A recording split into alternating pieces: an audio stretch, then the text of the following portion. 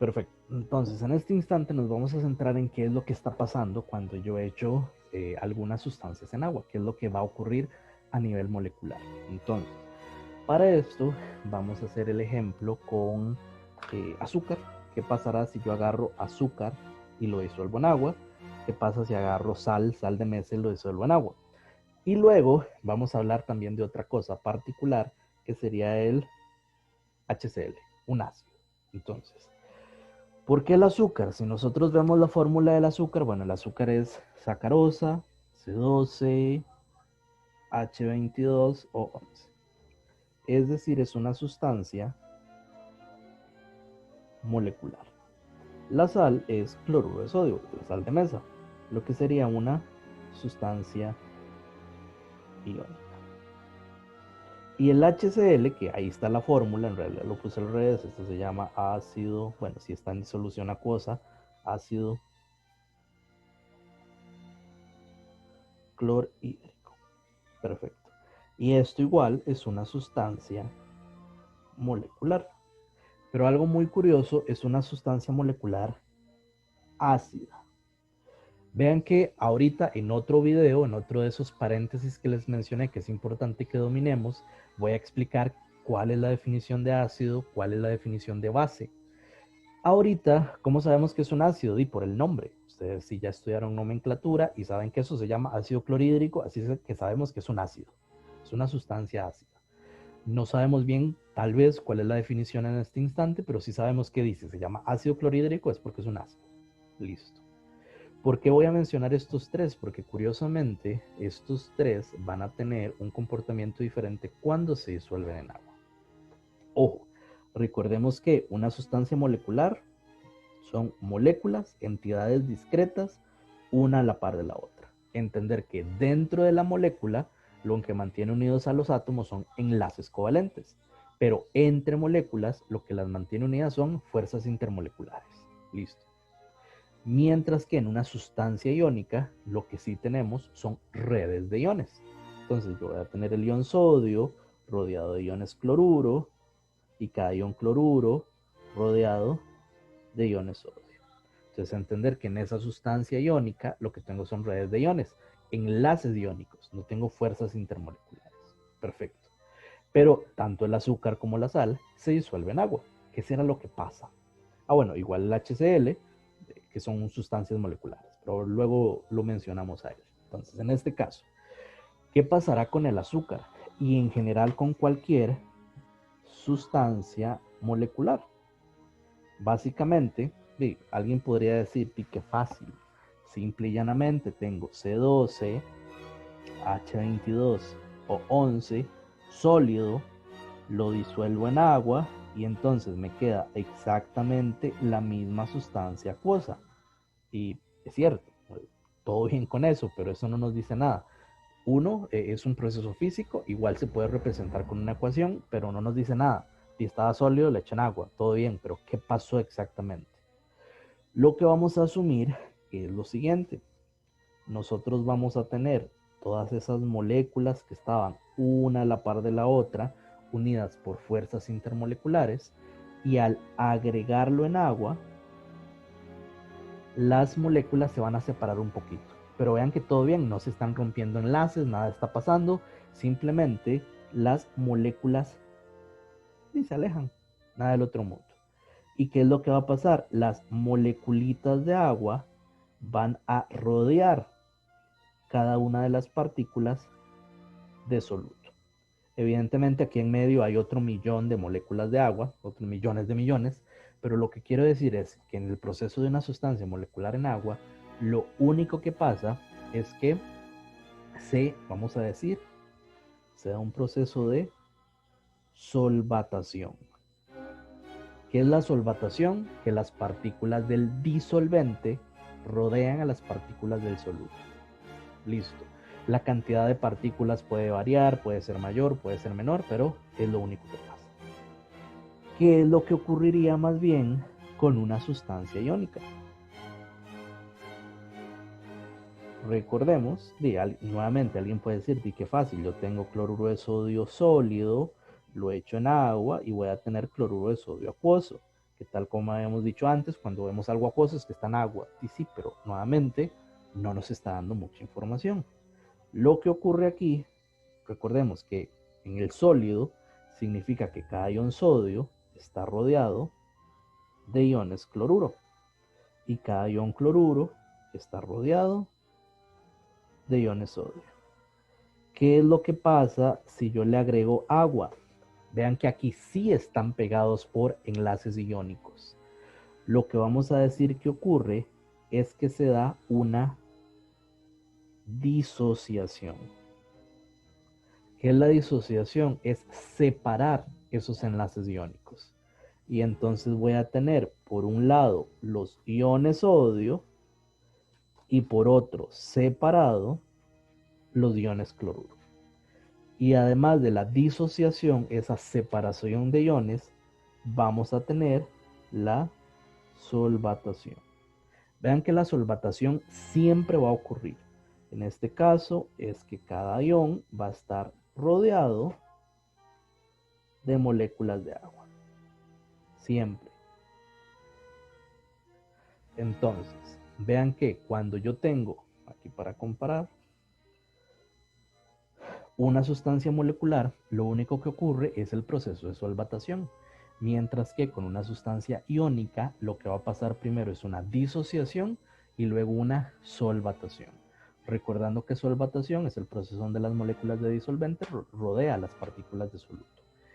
Y muy importante, en general es solvatación, si el disolvente es agua, muchas veces se conoce como hidratación, por si lo leen en algún libro de texto o lo escuchan por ahí. Pero el término general es solvatación porque el disolvente no siempre tiene que ser agua. Otra cosa importante, vean que en nuestro modelo primero ocurre la disociación y luego la solvatación. En realidad son procesos que ocurren simultáneamente. Al mismo tiempo se disocian que se solvatan. Nada más que en nuestra mente es más fácil entender que primero se disocian y luego se solvatan, pero sí es importante aclarar que pasan al mismo tiempo. ¿Alguien tiene alguna duda, pregunta en este instante, en este momento? Ok.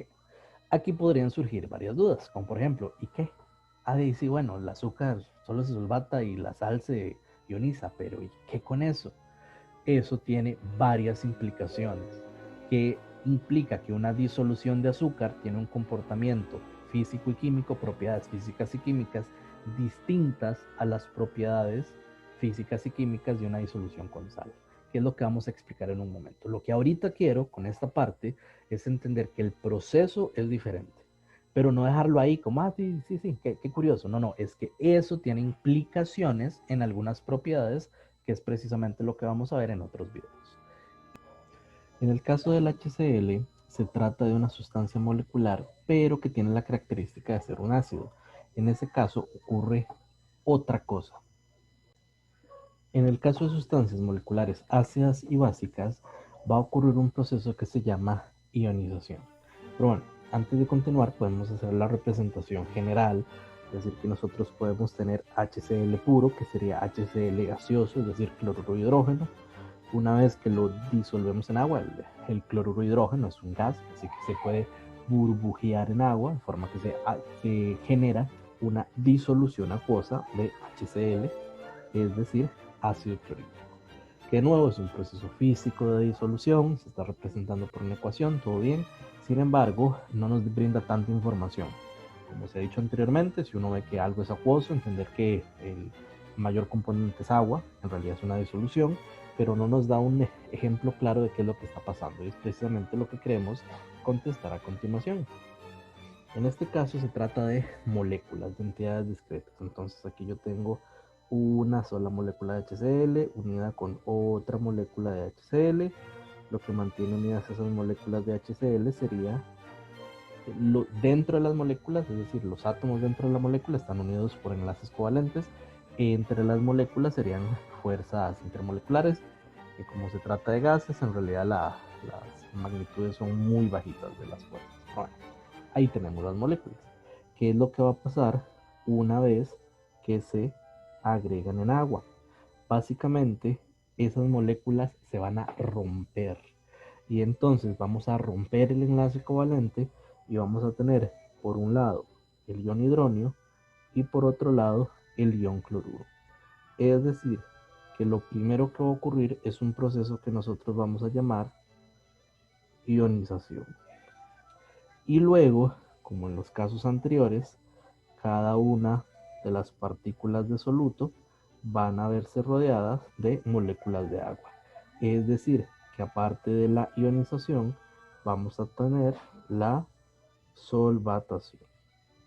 Como se dijo anteriormente, en realidad, si bien nosotros modelizamos esto como si ocurriera primero la ionización y luego la solvatación, son procesos que ocurren al mismo tiempo. Si hacemos la comparación, observemos que las sustancias moleculares, todas las sustancias moleculares, excepto los ácidos y las bases, únicamente van a sufrir solvatación. Las sustancias iónicas van a sufrir disociación y solvatación, mientras que las sustancias moleculares ácidas o básicas van a sufrir ionización y solvatación. Importante, centrémonos en un segundo en las iónicas y las moleculares ácidos y básicas. Un detalle primero es entender la diferencia entre disociación e ionización. Ahora, dependiendo de dónde se esté estudiando, del libro de texto, puede ser que no haya diferencia. Más en algunos libros de texto solo se usa el término disociación y listo. Ahora, nosotros, Escuela de Química, Universidad de Costa Rica, sí hacemos la distinción entre ambos procesos. Por eso es muy importante tenerlo claro, porque en muchas preguntas de quiz o de examen se pregunta de las siguientes sustancias cuáles disocian, de las siguientes sustancias cuáles ionizan. Entonces sí es muy importante tener presente la diferencia. En el caso de la disociación, se trata de sustancias que antes son iones y después siguen siendo iones. Lo único que pasó fue que se disociaron, que se separaron dichos iones. Mientras que en la ionización, vean que antes, al inicio, no tengo iones, al final sí tengo iones. Entonces, que esa diferencia es importantísimo que quede súper claro. Otro detalle que hay que mencionar es la manera en la cual se da la solvatación en cada caso. En realidad, esto tiene que ver con la polaridad de las moléculas. De forma que recordemos que una molécula polar es una molécula que tiene una parte un poquito positiva, es decir, una carga parcial positiva, y tiene una parte un poquito negativa, es decir, una carga parcial negativa. Entonces, de manera que las moléculas de agua van a rodear, por ejemplo, en el caso del cloruro de sodio, tanto al ion sodio, pero igual al ion cloruro, pero la manera en la cual los rodean es diferente. Como es una molécula polar, la parte de la molécula que es un poquito negativa es la que va a estar apuntando al catión, mientras que la parte de la molécula que es un poquito positiva es la que va a estar apuntando al anión. Eso como para que quede claro. Igual en los libros de texto hay imágenes mucho más bonitas al respecto. Pero es importante que quede clara que dicha orientación pues va a depender de los dipolos y de las cargas de los solutos. Ok, entonces teniendo esto súper claro, nuevamente alguien podrá decir, bueno, ya entiendo que las sustancias moleculares solo se solvatan, las iónicas disocian y solvatan, las moleculares ácidas y básicas ionizan y solvatan. Pero ¿y eso qué? Recordemos que toda esta modelización, toda esta explicación, lo que nos conduce es a las propiedades físicas y químicas de algunas disoluciones. ¿Por qué? Vean que en realidad, tanto en las sustancias iónicas como las moleculares ácidas y básicas, vamos a tener iones en movimiento. Y eso es muy importante. Vean que en las sustancias moleculares no hay iones que se están moviendo. ¿Por qué con movimiento? Vean que recordemos las características de los líquidos, son partículas que fluyen, que se pueden mover, que no están fijas en una posición. Eso implica que cuando uno disuelve una sustancia iónica, una sustancia molecular ácida o básica, a la hora de disociarse o ionizarse, y luego que se rodean de moléculas de agua, esos iones en disolución también se van a mover. Entonces ahí tenemos esos iones en movimiento. Es una característica muy importante.